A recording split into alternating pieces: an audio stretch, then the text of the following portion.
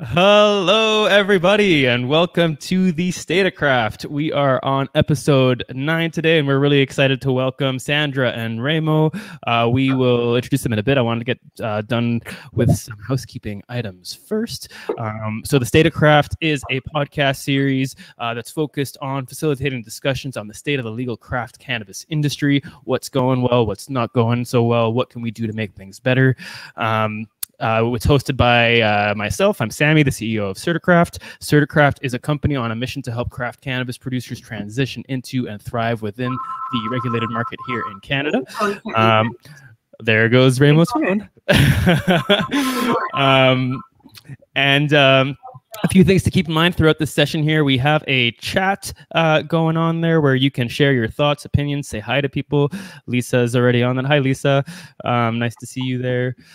We also have a dedicated questions tab. So if you have any questions for Sandra or Remo, please go ask them there. You can upvote the questions that you like. And at the end, in the last 15 minutes that we have here, we'll go through the questions in order of most popular to least popular until we run out of questions or run out of time. Without further ado, I'd like to introduce to you our guest for the day. I see Remo is not here right now, but at least Sandra can begin by introducing herself. And when Remo's done with... he's back. Yep, sorry. I had to answer the phone. Now, how do I turn this off? Sorry. There.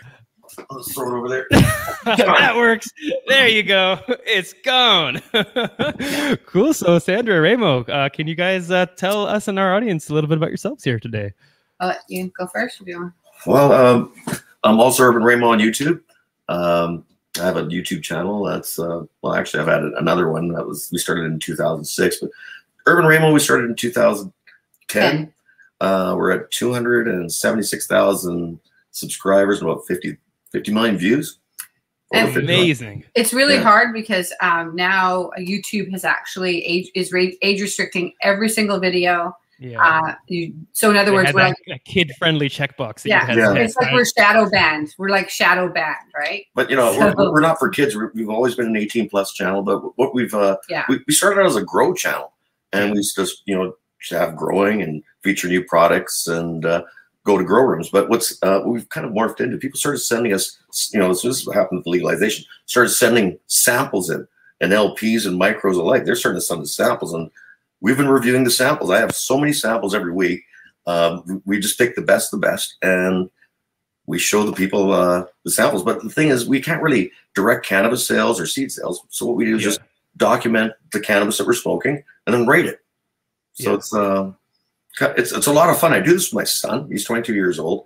So you get an opinion of an old guy like myself, a grandparent, and you get an opinion of my son who's a younger person. So two different opinions on cannabis. That sounds pretty fun. I actually didn't know you guys did this. I've seen your channel before, and I've seen like some of the growing videos that you guys have there from way back when, but I didn't realize that you had shifted into this kind of a zone. We'll review cannabis, but we also review hashish on Wednesday. We call it Hash Wednesday. So we have marijuana Monday, Toking Tuesday, and Hash Wednesday. Those are our three reviews. Toking Tuesdays, there's only 4 Mondays usually in a month. So, and if you get way too many samples, we had to, give a platform for a lot of these samples because they weren't being shown. So by adding another day of review, Toking Tuesday, we're able to do that. So it's kind of a fun thing. But other than that, we also have Remo Nutrients and Remo Brands, which we started 6 years ago, and our company is now available in 35 countries around the world. Remo Nutrients is only 6 years old? Yeah. So when we started CertiCraft, that was 4 years ago. You guys were like a household name in this industry to us, and we just assumed that you guys had been around for decades already. No, you guys were only 2 years old at that point. But I've been in the industry for I started making cannabis videos that were on the internet in 2004. Yeah, but you were mixing your own nutrients before 2000, in the late 90s. Yeah, in the late 90s. Yeah. I explored that. Or in the 90s. What am I talking about? Early 90s. Actually, mid 90s. Actually, if I think about it. Yeah. But yeah, it's all good. But yeah, Well, congratulations. That's awesome that you were able to get the official business off the ground so fast. I mean, it shows you were already a staple in the community and the industry, and people cared about you and respected you. So clearly that had something to do with it. But still, it's impressive to be able to get it off the ground and have that much success that quickly. Well, it was a really risky thing because at the time there was about 250 or so different nutrient companies, and everyone told us you're already too late. It's too late to get in the game. And I totally disagree. Because what we're able to do is we're able to look at all the nutrient companies and, look at them and see what they're doing right and see what they're doing wrong and see how we can improve it. Because we didn't really do anything different. We just improved on the existing. The complaints were too many parts. So we shrunk it to basically base nutrients with 2 parts and 4 additives. And there was also complaints about these crazy charts, because every week all the values would change. So we just standardized all the nutrients and made it so that you could run it as a flat line and put equal parts of everything in. And these make it very user-friendly. And even scaling up to, a micro or an LP where you're a larger producer, it makes it easy for them to order, easy for them to use, to program the fertigator, because they're not, you don't have to take a BCIT course, 17 different things that change all the time. And one of them up, none of it works. That's crap. We got away from total single ingredient products. A lot of companies just do that. It only has one thing. Like here's an example: fulvic acid. I'm not going to name any companies, but they'll just sell that to you as one product.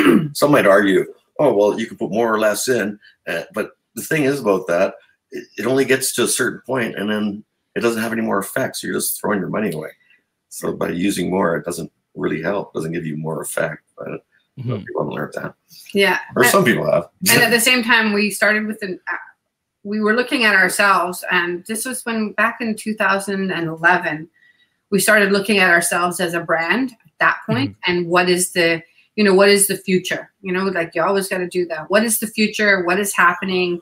And it's going to become about branding. So we decided at that point, we're going to become a branding company. And our first brand is Remo Nutrients. Yeah. So our goal now is to move into, as the rules change, and we knew back then that it was like legalization was going to be brutal. It was going to be awful.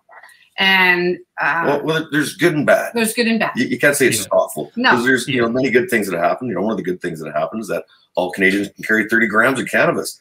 That's great. As a young person, every Canadian. I've been harassed for carrying a few grams of cannabis and having it taken away by the police and not being charged. And I know they kept it and smoked it probably, but that's another story altogether.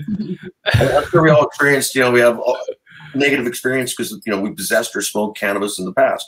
So for that to disappear is a great thing, and the fact that you can take cannabis now and mail it in the mail, up to 30 grams to anybody you want in Canada. These are victories. The fact that we can grow 4 plants, each household can grow 4 plants. Manitoba and Quebec. Okay, Manitoba. Well, they're trying to do it with the Toba growing thing, and they got to fight. They got to fight for the right. And I support their fight, but it's a start. But I don't think we're there yet. Until this stuff is treated like lettuce, that's when we're there.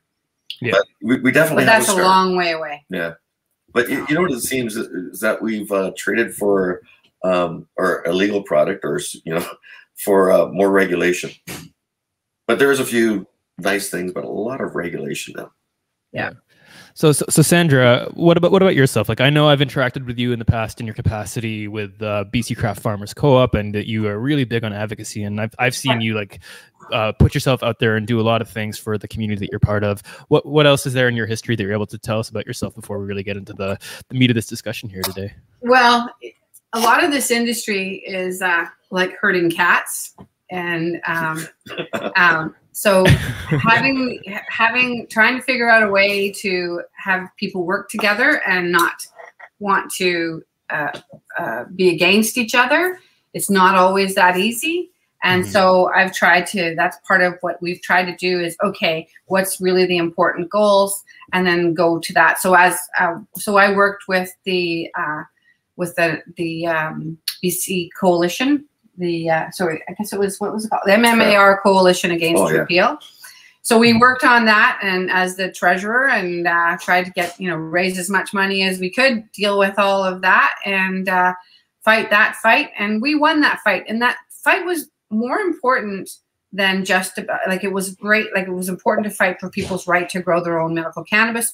But it was also, we knew that if we didn't win the right for patients to be able to grow, if you can't win the right for patients to grow their own medicine, you're not going to win the right to have people allowed to grow their own recreational plants. Yeah. And so this was more than an issue about cannabis. This was also an issue about food security in the future, because as the world, I mean, we saw what was happening in Europe with regards to seeds. And so that was our big concern, was, if you're can you let us know, those of us who don't know what you're referring to there, what do you mean when you say Europe in regards to seeds? What are you talking about?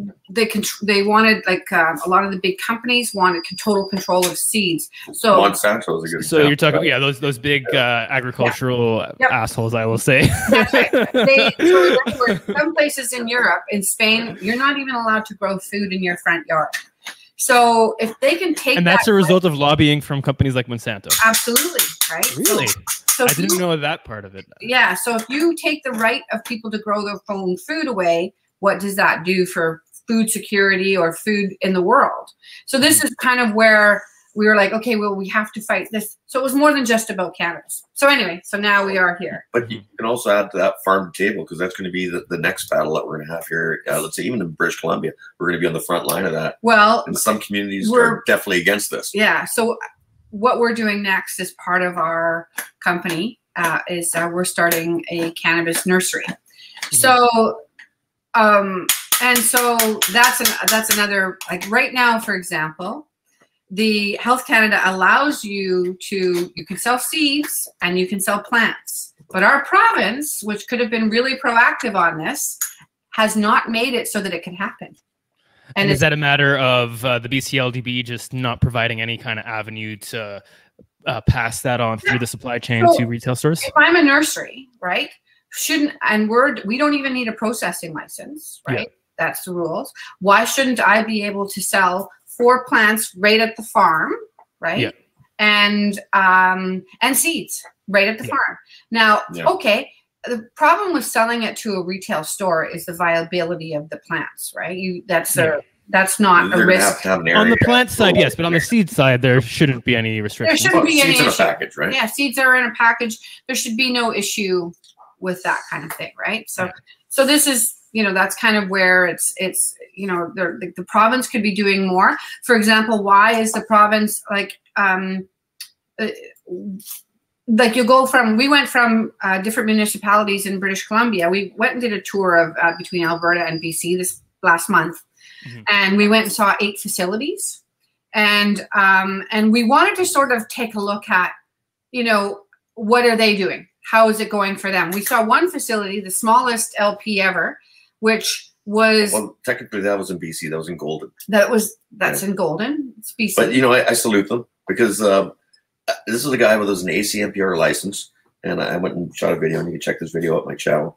And he was just a regular guy with 10 lights growing in the attic of his garage, and he took all that same... It's a separate building, though. It was a separate building, but in his garage. And he took his entire operation and did all the legwork himself, and he spent $50,000, and he was able to get his license as a micro, which I think that might be the part of the blueprint. The only thing that I wasn't too fond of, it was the SOPs. Apparently, a lot of them it resembled a phone book, which they should make this very easy. So that's where I would say that person should rewrite his SOPs, because your SOPs are your own relationship with yourself and with Health Canada, and you have the right to change them to make them simple, and they should be simple. And I think but you still have to keep the old ones, and so you have to hold on to them for at least a year or two. I forget what the exact date is, but that's if he already has his phone book there, he just leaves it at the edge of his office. That's probably what's already happening, right? But it'd be really helpful, because what I think needs to happen is we need to draw a lot, because there's so many good growers in our province here, and the only way to really draw them into this system is to make it easy for them. So existing blueprint, here's your SOPs, this is what you do, here's the directions, here's a kit, go and do it for low cost. But there should be more interaction from the province. The province should actually facilitate once they figure out that there should be a way, you should be able to say to the government of BC, hey, we're applying, what supports are there? I mean, even banking. literally, I just had a bank our bank contact us and say, well, we see that you're doing some cannabis activity. And I'm like, I paid for 2 security clearances. I paid for a lawyer for trademarking, and I paid for, a deposit on a greenhouse. And that's it for cannabis. There's no purchase or sell any cannabis. There's nothing there. And I'm like, there's no cannabis there. Yeah, we're giving you 30 days. So that's kind of where, and people need financing as well, or they need help with that. Like honestly, funny thing is, one of the credit unions actually did reach out to me, and they are looking at helping people finance, obviously asset based, but which is fine, but people need help, right? And I have gotten the sense from my interactions with the province of BC that they are legitimately trying to help, and they are trying to do better. Like, a year ago, they put out that guide for people who are getting licensed. It just has like every single piece of information around like what you need to be mindful of as a BC-based farmer who wants to get licensed in the world of cannabis. And it was pretty comprehensive. I think it's to this day the best guide that exists as far as just high-level information of all the different things you. Is there any way do you have that link? Can you put that in the Nick, can you I think here, you know what, I'll see if Nick can find it, and if it doesn't show up in the next minute or two, I'll find it myself. Awesome. But it's pretty high level, and I was talking about, that was put up by the Ministry of Economic Development, and there's a few other acronyms in there, but they were working for quite a few months with a lot of people in the industry to kind of figure out, well, what can we do to help? And that was one thing that they settled on, that really having guidance on that front would be helpful. The problem, though, too, is, for example, the guy that I'm talking about in Golden, right? Yeah. He has a property. He has a separate building. I think if there's a separate building on the property anywhere, like if you're in a Maple Ridge or you're in Mission and you're not growing in your own home, which is that's what Health Canada has made that possibility there. Then so our problem is most, like for example, in our city council, it's all realtors, and all the realtors all hate cannabis people because they think that cannabis devalues property values. We need to flip that on its head. Like in reality, the reality is home-based businesses actually provide real value to communities, as in now they provide real jobs, but now you have the parents are more working from home, and so that is really good value. And it's especially with the change of society right now with the illness. I just don't want to elaborate on it. A lot of people are looking to stay at home more and work from home, so this is kind of an opportunity to kind of expand on that. Yeah. So to bring it back a bit, Sandra, to your point earlier is about SOPs and thinking your thoughts on the government needing to step in and help with that. I do know that the BC government put out a bid for people to put together a simple set of SOPs for small scale growers. I don't know where that went exactly, but I do know that like last winter, there was a group of micros who were involved, or a group of people who either have micros or working towards micro who were involved with that, and you've piqued my interest now. Like, I really want to follow up on that thread and figure out what, if anything, came of that, because that was one of the goals of the government as well, to make it easy for people who are entering the market to have SOPs given to them on a silver platter, essentially. I mean, of course you have to tailor it to some degree or another, but I think they recognize that as being a huge challenge as well. And with the Farmgate things, we actually had the LCRB, who are in charge of Farmgate implementation. We had them as guests on our last show, and they were saying, if I recall correctly, that selling plants and seeds is going to be part of. They want to make it easy for nurseries as well to sell those things on site. Right, and so I'm really excited about this because I don't know if you know this, but I've been on the road for 15 years, going to cannabis events and festivals, and what I've been doing is I'm collecting genetics. Yeah. So what I've compiled is a catalog with over 500 strains, and that's what I find we need more access in our system here. So that would be like 500 new strains and really good stuff that we could share with everybody. LPs, micros, the general public could have access to this. It'd be I think it would change it up. It would improve the whole industry. I think as a whole. I definitely think that BC, for example, the OCS actually, I believe, I don't know how this works, is they actually have a category specifically for BC, like craft, whereas BC does not have a category for BC craft. Mm-hmm. And that's something that we need to address as well. But that's another, piece of the conversation. BC Bud, this is coming from the 90s, is a brand. And it's a globally renowned brand. Everywhere I've been in the world where there is any kind of cannabis culture, people know BC Bud. Screw it up. Yeah, we're gonna screw it up because I want to disagree with you there. We are screwing it up right now. Yes. But we're gonna fix it. We're gonna fix it. We're gonna get it right. We're not gonna screw it up. It's being screwed up right now, but we're gonna change it and make it better. Yeah. Just examining provinces that are doing it better than BC, which is all of them. We went to Alberta, like Sandra was saying, and they seem to be a lot more flexible, a lot easier. They have a lot more micros. They're open for business. Well, here it just seems to be you have to be in the right rural community in order to do it. Because this community that we're in, they flat out said that there's a moratorium on any cannabis licensing, be retail store, processor, whatever. They just don't want anything to do with it. Well, they're looking and I think that's wrong. I think Langley's got the same attitude as well. There's actually a lot of communities around here that Richmond, I think, makes it difficult. Yeah, but at the same time, it's they don't until they see the value, and the problem is it's all about negative stereotypes, right? Like I said about the house thing. Right now, they think, oh, people like. I was watching one of the city council meetings, and they're thinking they still believe somehow that you're allowed to grow cannabis as a micro in your house. And I'm like, can we not actually have a real set of information that these people get? I don't get how they understand. But that's what it is. So much of like the stigma around cannabis is really just misinformation. Like I've heard many stories from many different people who have gotten licensed where when they started on their journey, they had a lot of opposition from their local municipality, the local community. And so they went to the city council meetings, whatever public meetings they had that had cannabis on the agenda. And they just started talking to people and just introduced themselves. And what I've heard from more than one producer now who's been licensed is that at the start of that meeting, everybody had all these views and opinions and stigma around cannabis. And within like 20 to 30 minutes, they realized they were wrong. They realized, oh, you're just a normal person. Yeah. You're not like this devilish person that I had in mind that is out there to get my kids and just are addicted to all these stuff. You're just nerdy about cannabis. That's all it is. What's really funny is I think they had I was listening into the meeting and they were talking about how. Wait, which meeting are you talking about here? City council meeting here in Maple Ridge. They actually went and physically went to one of the retail stores, which is Spirit Leaf in Maple Ridge. That is in a mall area. Like in other words, you can sit there with your car and watch who's going in and out of the store.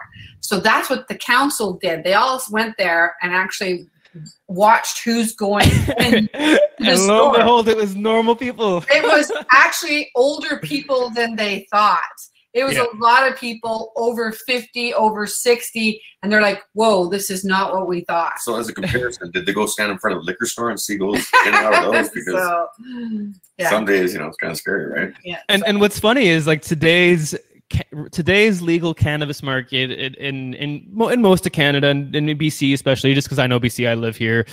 It's what's available is just like the equivalent of like your shitty handles of vodka and gin.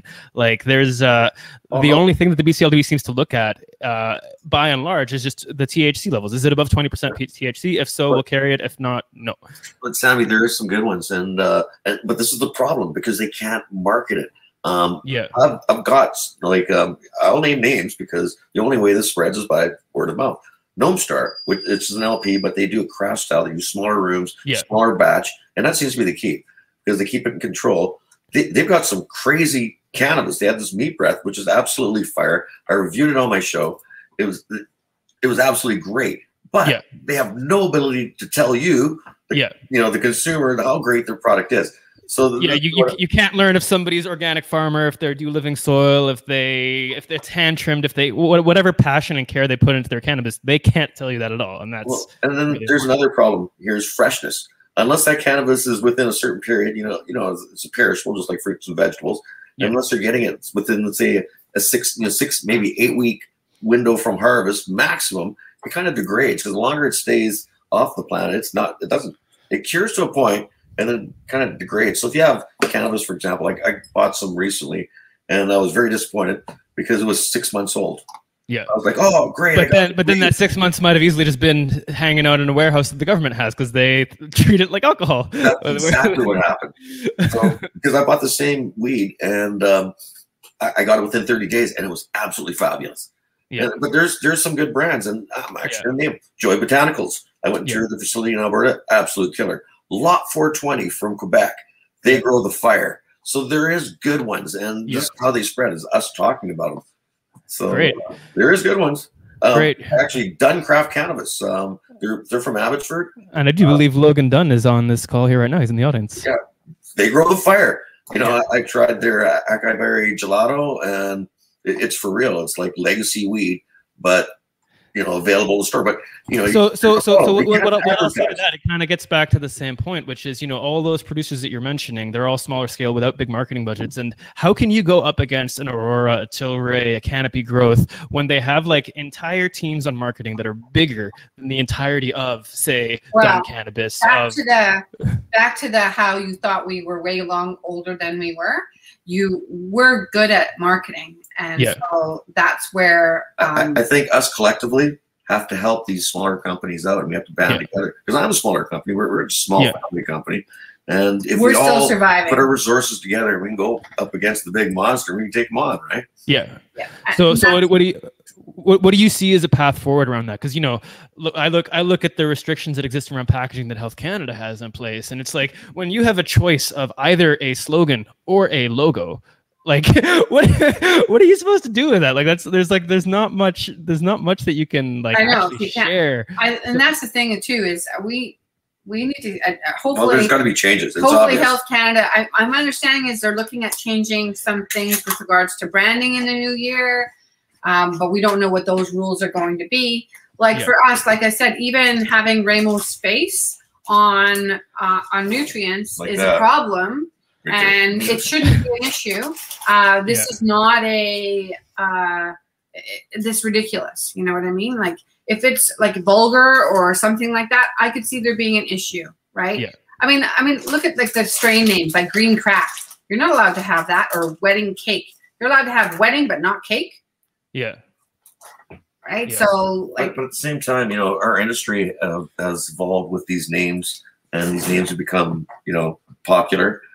For them to not allow us to call what it's been called for a long time, and sloppy box. Well, okay, that's not the greatest name. Genetics. They came from the juice and Tina. I don't get it.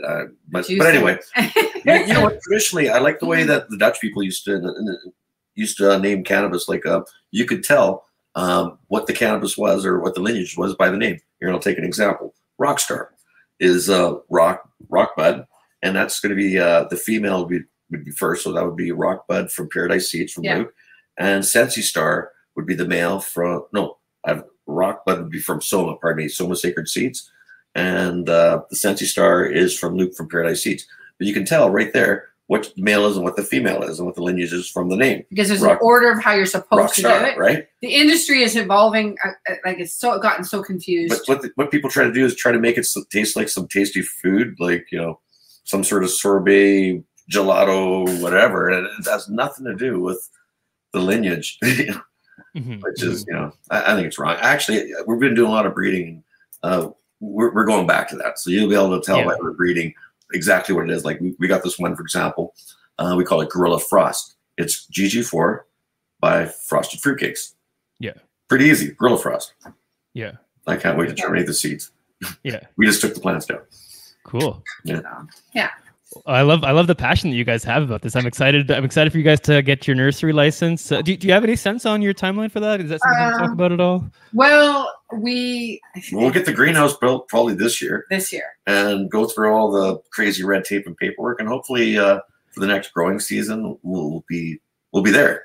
Cool. I'm sure a lot of people in the cannabis industry will be stoked to buy your seeds or your cuttings and to see what kind of genetics you guys have in your facility and your repertoire.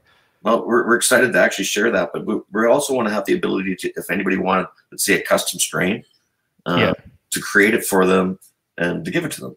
So they'd kind of tell you, like, we want these kind of attributes, or we like these 3 genetics. Can you do something with them, like that kind of an approach? Exactly. Okay. Exactly. Cool. Yeah. Yeah. Cool. So, and then, I mean, the key thing is you can pop seeds. You can, you know, be a, what's the name you always call it? Pollen chucker. Yeah. Okay. But you know what? I think the real ability is in the pheno hunt, and actually, and that's like being a chef, right? Because anybody can breed cannabis.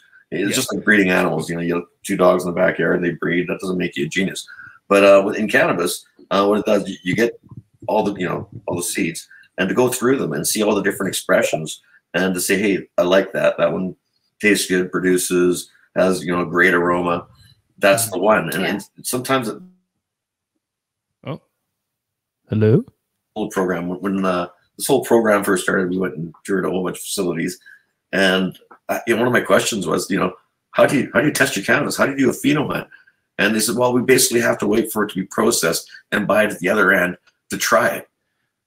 And I'm like, what?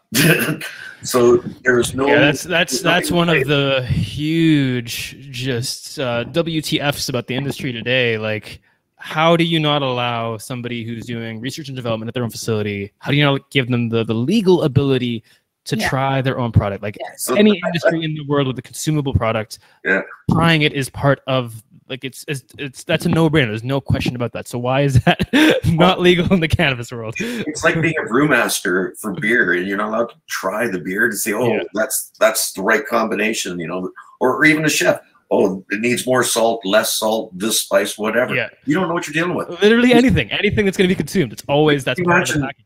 These poor guys, they put, you know, tens of thousands of dollars making these giant crops, and I'm sure this has happened, and they harvest it and they buy it at the other end and discover that they hate it. Yeah. Because not every, you know, I know this from doing seeds, not every one's like going to be the, you know, killer. It's like an agricultural product. It's castle.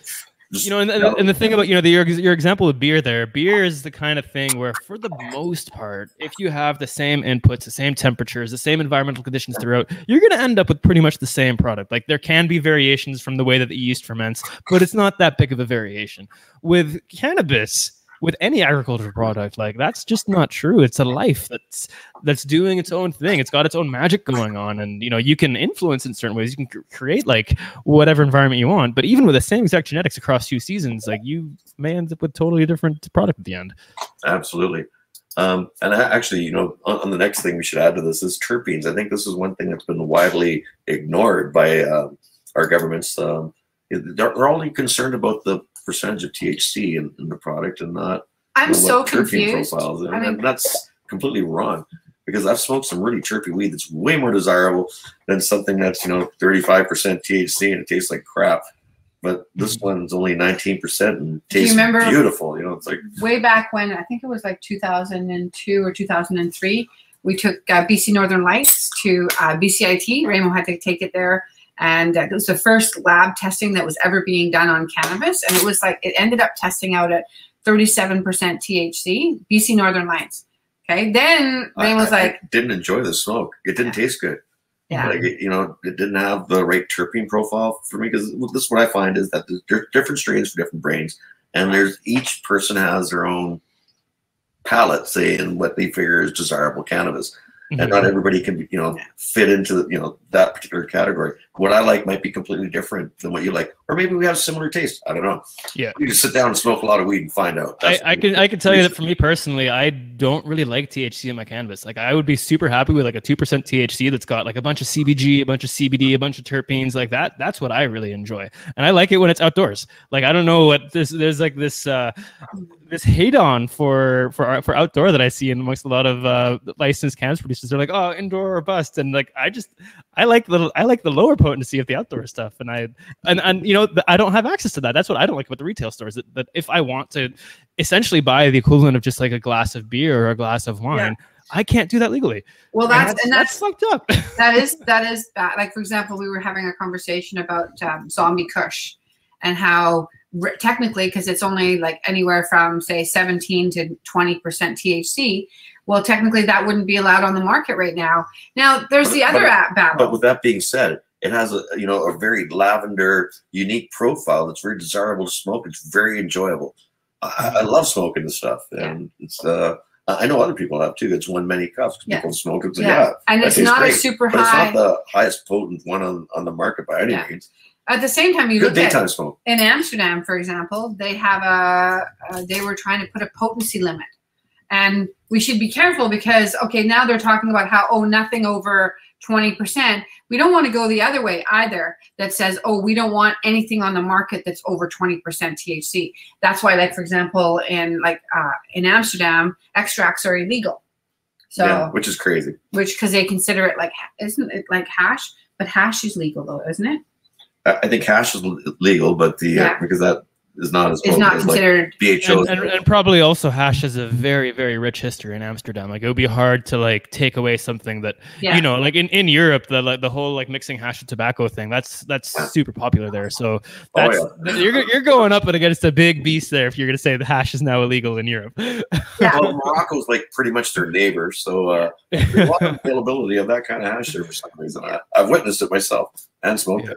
Yeah, the industry is definitely evolving. We're actually now officially selling into Mexico. Yeah. Which is super exciting because and you're talking Remo Nutrients here. Yeah, Remo Nutrients. Yep. Love Mexico. Mexico's awesome. We'd love to be selling flour there, but it ain't gonna happen. So well, you know what, you can't see that. Eventually one day maybe when there's the market's right and there's provisions to do that. And, we'll I can't see it in the next year or 2 or 5. Or 5. That's for sure, but don't close the door. In the future, leave the door open. Yes. Anything's possible, right? Yeah. Look, people wouldn't believe that, cannabis would be legal. Like when I was young, people that smoked cannabis were not, we were told that basically you're killing yourself, you're wrecking your health, you're destroying your brain cells, lazy. you're destroying your lungs and all this crap. And it turns out that was all just about tobacco. And now there's stores that you can go buy it and pay tax and walk, you can go home and smoke your weed, not a problem, right? Yeah. It's a changing world. It's a changing world for sure. But back to the issue of, what are we doing? What's happening, right? The fact that we're even here having these conversations, and that we're even allowed, I think for example, I worry about right now you're allowed to sell interprovincially. I think that there are going to be people who lobby to stop that. In other words, really? Yeah, I think so. I could see it. What makes you think that? History, because you're not allowed to take alcohol from province to province, right? Or it's a bit more complicated. So how are they going to do that with the mail? Well, I don't know, right? So they can do that with alcohol. Mail it all over the country is not a problem, right? Yeah, but they could just make it as a rule and they could change that. And that's how to stop competition from coming from other provinces, right? Yeah. So that's the only reason why I would see them trying to do that. And so the market's already we're already way further ahead than if you were to look at alcohol, say in the 70s, right? That's if you think about, even though we're 95 years of prohibition, there are some things that we're further ahead than alcohol, and we need to keep building on that. So. Yeah. But there's another thing here that everybody completely overlooks is consumption. We have no vapor bars that are legal, or let's say a smokies where you can go in, sit down, order a joint, and smoke a joint and maybe have an appetizer like you do a neighborhood pub, or even just allow neighborhood pubs to have a cannabis section. Let's have section. What about Farmgate? Why can't they treat it the same, right? So I've got responses to everything you guys just mentioned there. First response coming from Kate in the chat here. She says that liquor laws have recently changed within the last few years to allow for interprovincial sales. So apparently they have caught up to cannabis, I guess. Yeah. That's for And Remo, I would encourage you to watch the StateCraft episode that we had 2 weeks ago with the BCLDB, the LCRB, and the Cannabis Secretariat's office, because they talked about the 3 different programs they respectively represent, which is direct delivery, Farmgate sales, and consumption. And having on-site consumption be a legal thing. Only outdoor; they're not allowing indoor at all. But they are definitely. Wouldn't it be nice if you could come to our nursery? You need to go inside. No, you're not going to allow that because of smoking regulations. Well, so we did at our farm. We could do an outdoor patio. So you have a nice tent and a nice tent that is closed by, say, a cedar hedge, so it's private. And the cedar hedge will act as a nice filter, prevent the smell from going anywhere. Blah blah blah. We have room to actually have food trucks. and we could do like a food truck picnic thing where people come bring their own weed and, you know, get to smoke joints with Remo. Wouldn't that be cool? You know, I call that would be really cool. I call it a cool start, but really I'm a fair weather stoner and I don't like being outside smoking weed in the middle of winter. I prefer for some sort of indoor. We'll heat it. You need like a bar. And it'd be nice. You go up to the bar. I'm staying in the future, right? I wonder if like you can make the case of like, okay, what if we had like hooded vents that came down, and then like every single like seat had a hooded vent that was like the equivalent that you would have at like a chemistry lab, you know, where there's volatile chemicals and whatnot. And if it's good enough for that, then surely a little bit of smoke is not going to be an issue. I like that. Like, I feel like there's a case to be made for that. Yeah, smoking indoors is the height of luxury. Yes, I agree. So you know. Maybe for WCB regulations, the person has to wear a scuba thing or a fresh air supply to serve cannabis to the patrons. And, I don't know. And they got to wear the flippers too. They have to wear the flippers too. Yeah. So. Yeah, hey, so just quick interjection here to our audience. We are about 5 minutes away from the end of the discussion itself. I did see a few questions. If you have more questions, ask them now. Upvote any questions that you like, and we'll shift at some point to the Q&A and go through the questions in order of popularity. If there are only two, we'll go a bit longer in the talk itself, because 2 questions won't take that long. So yeah, we'll switch over from the discussion to the questions once it feels right. So back to you guys, Sandra and Remo. Is there anything else in these last 5-10-ish minutes we have here that you think is really important to touch on here as it relates to the state of the legal craft cannabis industry today? I think keep going. Like, just keep going, keep fighting, keep doing it. I mean, you know, I know it's hard, and at the same time, like I've always believed that when you do what you love and you make it about weed, or you find your passion, right? What turns you on, and do that about cannabis. But at the same time, we have to think about our economy and the jobs and the reality of what's, you know, and what we could lose here if we don't make it so that people can transition. You know, speaking to people who desperately want to transition but don't know how, and, you know, don't even know where to start. And the problem is they've made it in such a way that so that we're making it hard. Like, the claim is we're going to make it harder. So basically, if you're not qualified, you don't get to do it. Is that really how we want to do this? Right? Yeah. Is that really the model we're going to make it so difficult so that if you're not smart enough, you can't do it? Really? And smartness doesn't even have to do this sometimes. Often it's just financial, like, burden. Like, the building I have does not qualify for Health Canada standards. To retrofit it or to build a new one is going to cost me $500,000. I just can't afford that. End of story. Like, that's why that Stone Grove in Golden, BC is exciting. You know, because that's the beginning of just a regular guy just being able to take his equipment, take his strains, and transition over, and that needs to happen. Because, you know, if we don't do this, the black market's going to keep happening. People are going to get hurt. It needs to happen, and it makes sense, because then what it does is increase the tax base. And for people that are, you know, cannabis growers, they don't have to look behind their back. They can feel proud about what they're doing. I'm growing my cannabis. I'm paying my fair share. You know, I'm providing for my family. Growing cannabis, and, you know, it's the future, I think. Yeah. Amen to that. Yeah, I would love to see a world where it was just easy. I mean, it's kind of, you said this earlier, Remo, in this conversation, that what it comes down to is it just needs to be easy for people to get all their paperwork together, to apply for a license, to stay on top of their records once they are licensed, to be able to sell. Like, the whole package from start to finish needs to be simple. Well, if for example, we have a 1 acre property. We have a 1,200 square foot shop. I went to our city and said, hey, why don't you let me do a nursery in my existing shop? And they're like, no fucking way. And I'm like, well, why? Why not? It's a separate building. You're actually adding value. And honestly, like when I said about changing it on its head, as in, if you should be able to say, hey, if I have a cannabis nursery or micro on my property and I want to sell that, that's an asset.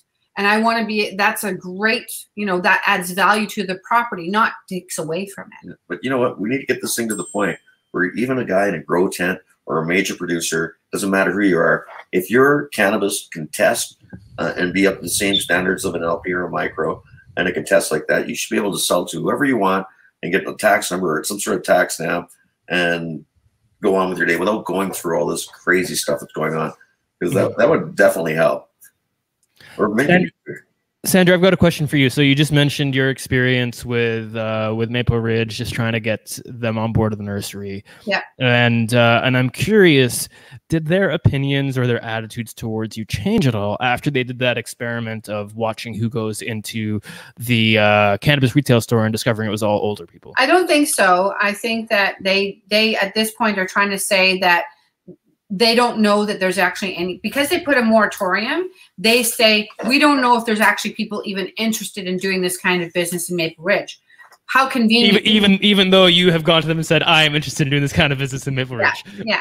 So and it's kind of interesting because, I had this vision of, we were going to put this building on that was made of magnesium oxide panels, and it was going to be attached to screw piles. I was going to make it look like a winery, yada, yada, yada. Went to them and they said, nope, because you're not planting in the ground, we're allowed to say no. And I said, fine, I'll just do a greenhouse. Then you can't stop me. Like, I'll plant in the ground. And they're like, wait a minute. They didn't think that I would do that. And they're like, so it's like, well, you just saved me a bunch of money. It was going to cost me a lot more money to do the building. I'll save some money and start with a greenhouse. Yeah. And, let's see. The greenhouse is on its way. The greenhouse is on its way. Yeah. And so are you guys on ALR land then, or is that why you're... Amazing. Yeah. Way to show the city council of Maple Ridge. And if you saw the location, it's incredible. Because it's the perfect farm to table location. If we were to do that, it's a main thoroughfare next to a lot of multifamily dwellings, let's say. There's high density housing. It would be good for business if we're going that direction. Yeah. Cool. I think we should. Well, I think this might be a good time here to switch over to the questions and see what our audience wants to know of you guys. If anybody has any more questions, ask it now before we get through them. There's only 3 right now, so I imagine we'll get through relatively quickly. Our first question is from Kate, who, if I'm not mistaken, grew up on a farm in Maple Ridge. Nice. Doesn't live there now. She asks, how will your nursery protect copyright with regards to custom strain development? Well, you know what the thing is, we have relationships with many breeders around the world, and they're actually looking to us to help, provide a way for them to come to market. So we'd love to work with anybody and their branding and whatever they have and any of their IP that they've collected over the years and work with them. We've got no problem with doing that. No, but that's not the question. Oh. She's asking, how do you protect it from people to like taking your genetics and then just doing it themselves? I don't think you can protect it in that way. The rules aren't right now. It's really difficult to do that. I mean, I guess you can do genetic testing and that kind of thing, but this is a plant. Can you really do that? I mean, take a look at the lineage of a plant. Once you cross it, now it's something different completely. So it's there's that. But my intention is to actually work with a lot of the main breeders that are out there and bring their exciting collections of cultivar to the Canadian market, make them available, because right now they're kind of not available. So it's sounding like it'll kind of be a per breeder relationship where whatever makes sense for that breeder, whatever they need to feel comfortable, that also works for you guys. Yeah, you'll find that middle ground, and that'll be whatever agreement you have for each breeder. Exactly. Okay. Cool. Next question comes from Ron, and he says, Remo, Sandra, good having you at the Cannabis Stampede party hosted by Fred Mills a couple weeks ago. How much value? Awesome. How much value do you see in these type of events? Did you have a good time? Well, you've answered the "did you have a good time" part. You know what? That was my first cannabis event that I've done in about a year and a half. Mm-hmm. So I was very excited to be there. There's a lot of solid cannabis enthusiasts there, but it was like the old days. That's what reminded me of an old school party. We went there, and people were socializing and hugging, and it wasn't a Zoom meeting. It was an actual talk to people and shake their hand kind of thing. So that was nice. And, I'm hoping that, in the future that we have more of this again, because a lot of us have been deprived of any gathering, so to speak, for a long time. So it's refreshing. It was good. So on that note, that's a perfect segue to the next question from Curtis Campbell, which is, do you know of any upcoming cannabis expos, anything like Lift, anything of that sort? I know Nick, one of my co-founders at CertiCraft, shared links to the Unicorn Cup happening at Rosebud Cannabis Farms here in the Kootenays and to Hempfest Canada. That's happening. Is it in Calgary? I forget where. I know Hempfest is. Isn't it in? It's in Kelowna. They're doing a one-night networking event in Kelowna. This is they're doing the actual Hempfest again, right? Which is a multi-day event. I think it's in Calgary. I don't know. I imagine I hear blips in the chat. I bet somebody's talking about it there. Do you guys know of anything else that's happening? I think that Kelowna one-night event is a great example. We're going to Lift in Toronto. That'll be in November. The Montreal Expo is coming up. That's going to be September 14th and 15th.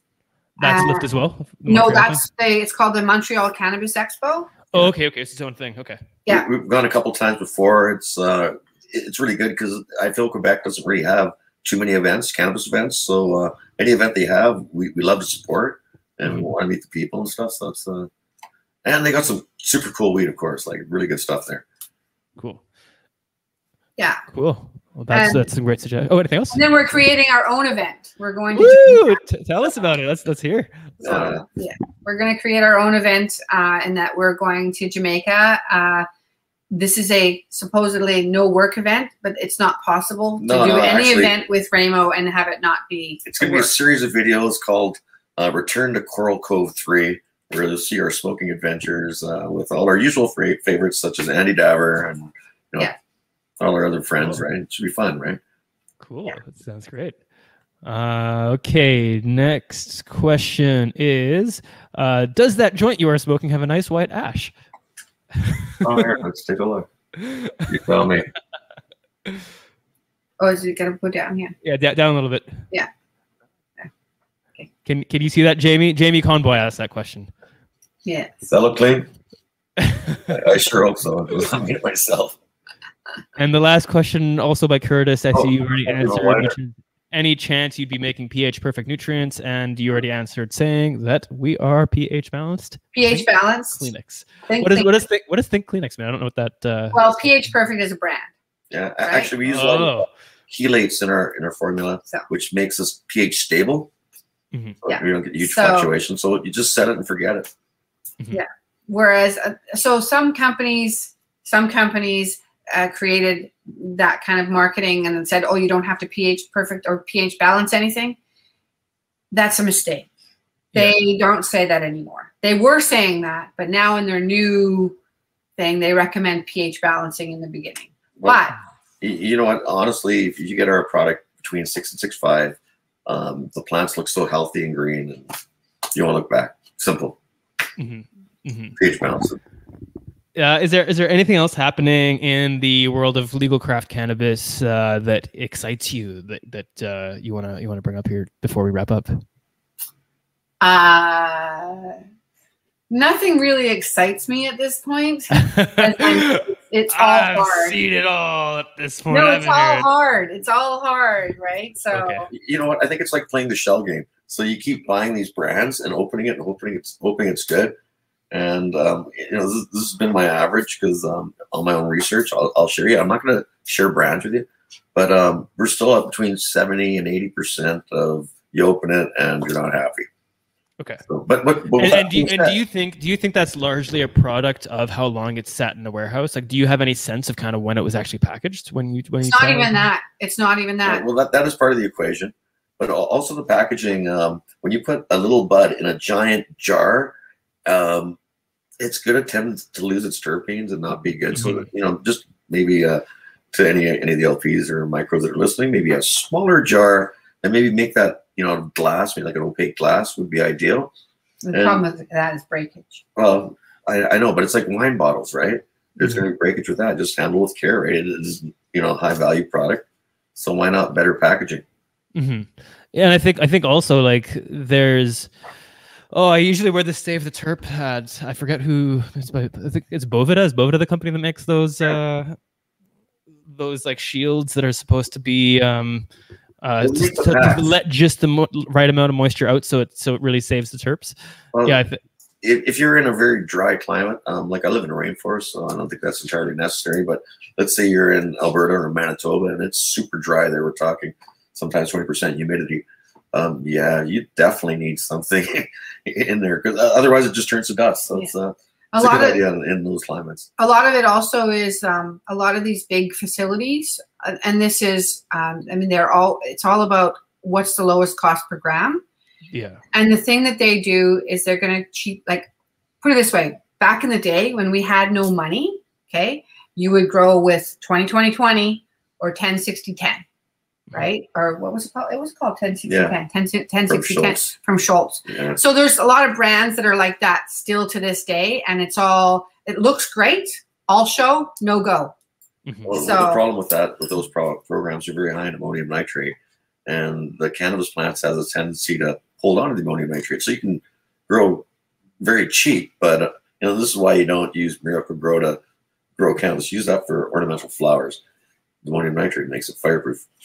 So that's why cannabis nutrients and nutrients made for other plants are totally different.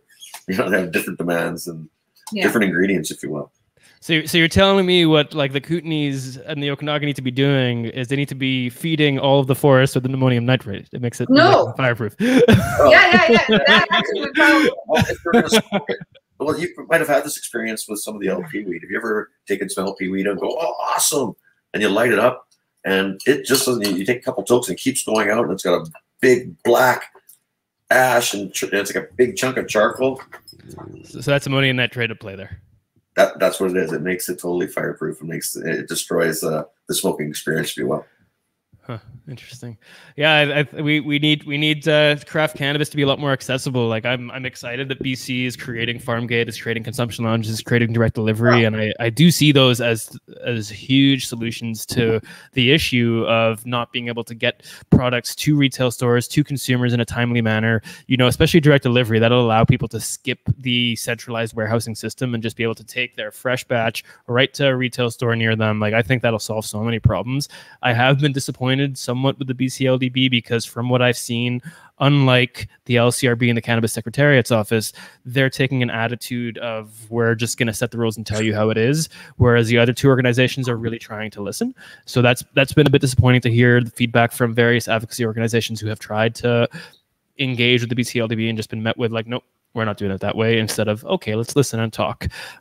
So we'll see how that develops, but I'm hopeful that the BCLDB starts changing their tune towards how they want to relate around this implementation, because that really, to me, is one of the big linchpins for will the legal craft cannabis succeed, is if small scale producers can get whatever purchase orders they want from independent retailers without having to be limited by the BCLDB only buying 10 cases total, say, when one retail store alone wants to buy 10 and there's 15 others that are in queue that want to buy that, and they just can't get that through. Like, that's a ridiculous problem that should not exist, and that hopefully will be done away with if direct delivery is done properly.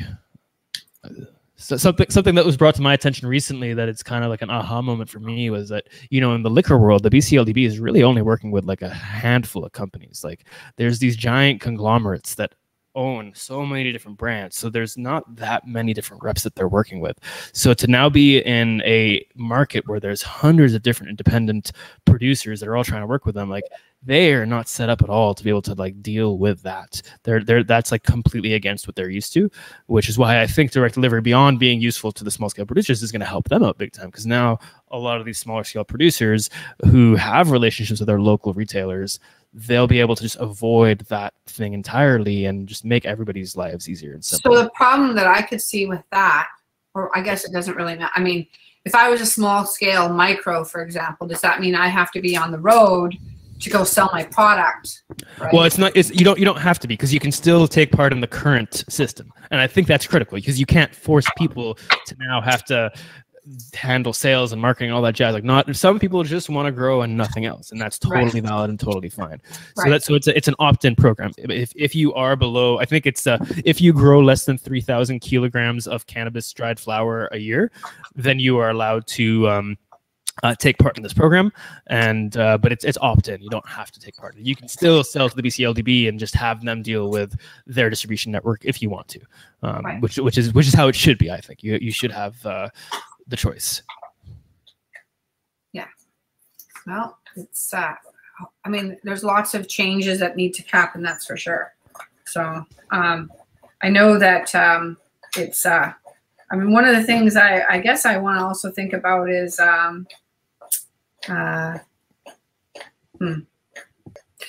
I think, like I said, I do think that the province can do more to help. Like, for example, how about having it, instead of it being the municipality's involvement in licensing, create the province, allow like a licensing division, and you apply through the province and you do it that way, as opposed, and they could do that now. They don't need to, like, putting the municipalities as the gatekeeper is a mistake. We see the end result. Yeah, but then what happened? Like, just to play devil's advocates for a moment, let's say they do that, and then you get your license for an indoor facility with Maple Ridge, and then now the municipality is pissed off because they have been wronged or whatever. Like, you know, like, and I'm not saying this is like a good or bad thing. I'm just trying to like understand here.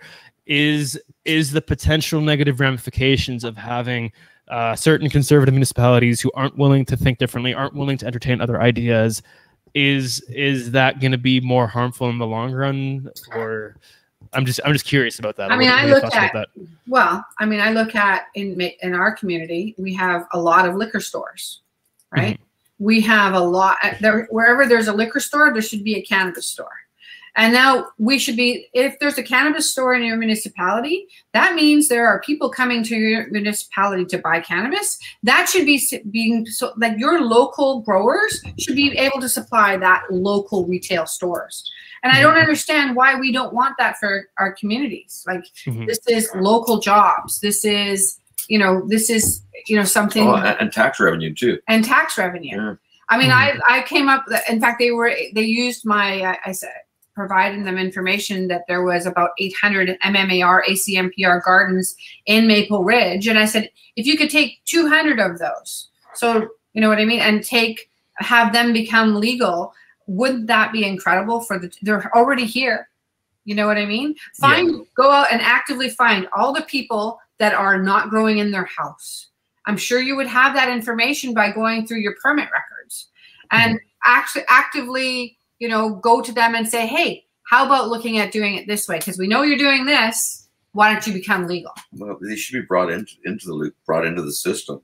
Yeah, and not shut out. They made it so that it's either you have to have your stuff together or be a large corporation in order to do this, and that's wrong. Yeah. So anyway, that's our thoughts. Yeah. No, I echo those thoughts. It should be easy. It should be easy, and. In some ways, the biggest challenge that we have is the stigma that's around cannabis.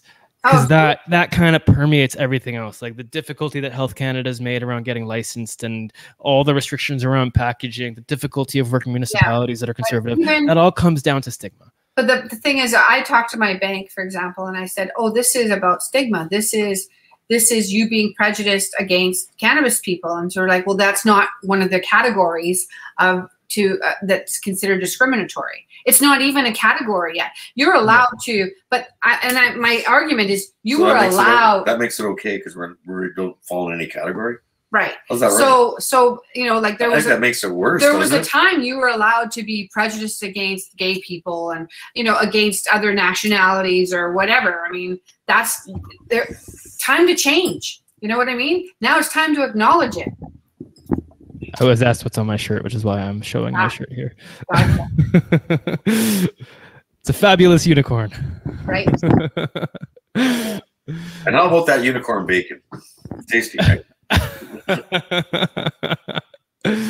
Well, Sandra, Remo, thank you guys so much for being our guests here today. It's been lovely to chat with you.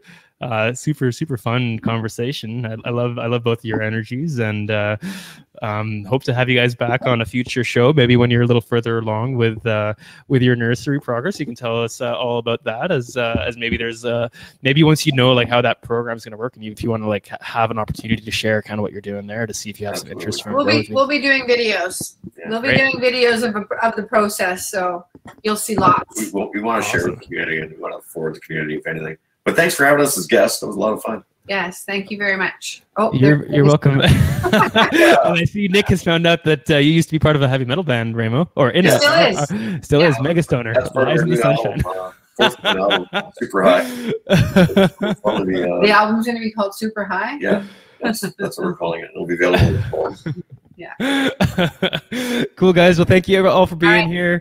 I'm going to hit the stop button here soon. As soon as I do that, within about a minute or two, this video will be available for immediate replay. If you just stay on this page here, we'll have it up on YouTube sometime early next week for anybody who would want to watch this video. You can share that link with them. That's it. Great. Yeah. We'll make sure you get that link then. And for anybody watching on YouTube, let's do the YouTube thing. Please hit like and subscribe. I'm starting to get used to doing this at the end. In 2 weeks. Oh, Linda, thank you for reminding me. I totally forgot. So next up we have ACRES, let's see if I can get this right. The Association of Canadian Cannabis Retailers. I think that's what ACRES stand for. Maybe the E and the S is something else, or maybe it's just the E at the end of retailers. I'm not sure. But despite the name, it's a BC focused advocacy group. It's represents a lot of the retail stores, especially the independent ones here in BC. And Jacqueline is, I think, the founder and executive director of the program. And we'll be joined by her and by Alfred, who is the president. Nick shared the link there, so you can get the exact titles. But yeah, they're going to share all about their perspective on what's important from an advocacy perspective related to retailers, what retailer stores are struggling with, and same kind of thing as this time and as every time, what's going well, what's not going well, and what can be done better, and but with the focus on retailers. And that's exciting for me personally, because we work with producers and we are very well versed in the issues there around licensing, around staying compliant once you have your license, around getting your product to market and all the challenges there. And I know close to nothing about the retail world outside of how it relates with the direct delivery and production side. So I'm really looking forward to learning this other side of the industry that's critical, that is new to me. Thanks, guys. Appreciate you all. Appreciate you, especially I almost called you Samo and Randra. Appreciate you, especially Remo and Sandra. There we go. Got it right this time. All right, man. Thank you. Hope you all have a wonderful day, everybody. Thank you.